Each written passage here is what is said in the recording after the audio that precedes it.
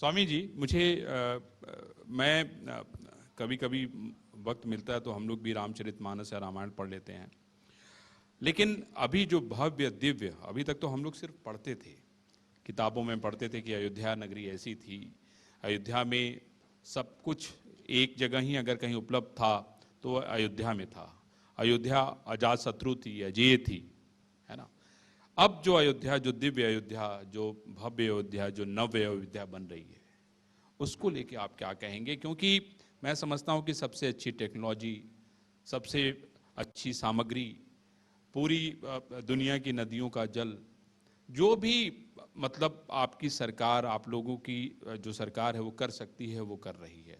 तो मैं इस पे चाहता हूँ कि आप अगर इधर हाल फिलहाल में गए हों तो आपकी नज़रों से वहाँ का एयरपोर्ट, आपने बताया कि आप रेलवे कमेटी में हैं, तो रेलवे स्टेशन बहुत ही भव्य बन रहा है, तो वहाँ का रेलवे स्टेशन, तो जो भी आपने अपनी आंखों से देखा वो बताइए।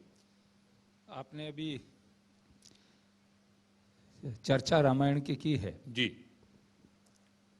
क्योंकि मैं संस्कृत का विद्यार्थी रहा हूँ, अध्यापन कार्य भी करता रहा, पढ़ता भी रहा, पढ़ाता भी रहा जी। वाल्मीकि रामायण में और तुलसीकृत रामायण में भगवान राम के जीवन को जब हम पढ़ते हैं और अयोध्या का विवरण पढ़ते हैं जी। हम विज्ञान, टेक्नोलॉजी और साइंस की बात करते हैं, लेकिन रामायण काल में जो विकसित विज्ञान मुझे दिखाई देता है, पुष्पक विमान का उल्लेख मिलता है जी। यानी कि उस समय साउंडलेस विमान, आज भी पूरी दुनिया के अंदर बड़े बड़े साइंटिस्ट हैं, वैज्ञानिक हैं, सब कुछ है, लेकिन कोई इस प्रकार का विमान बन नहीं पाया है जो ध्वनि रहित हो। रात्रि को भी जो विमान बिना लाइट के देखता हो, तो अयोध्या काल में बहुत विकसित विज्ञान था। जी।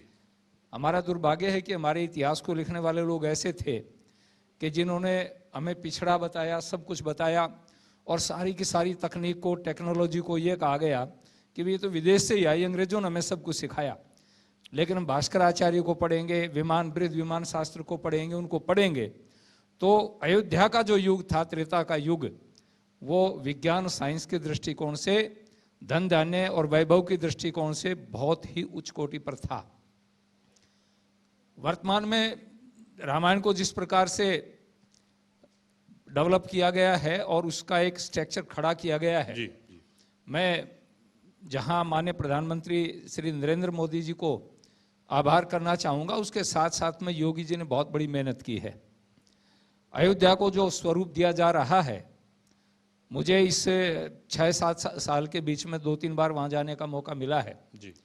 रेलवे स्टैंडिंग कमेटी का मेंबर होने के नाते हमने वहाँ जब जा कर के देखा अयोध्या के रेलवे स्टेशन को, जी, तो हम कभी कल्पना करते थे, मुझे दुनिया के बहुत सारे देशों में जाने का मौका मिला है, वहाँ कभी एयरपोर्ट को देखते थे, रेलवे स्टेशन को देखते थे, तो हम ये कल्पना करते थे क्या हमारे देश में भी कभी इस प्रकार के स्टेशन होंगे।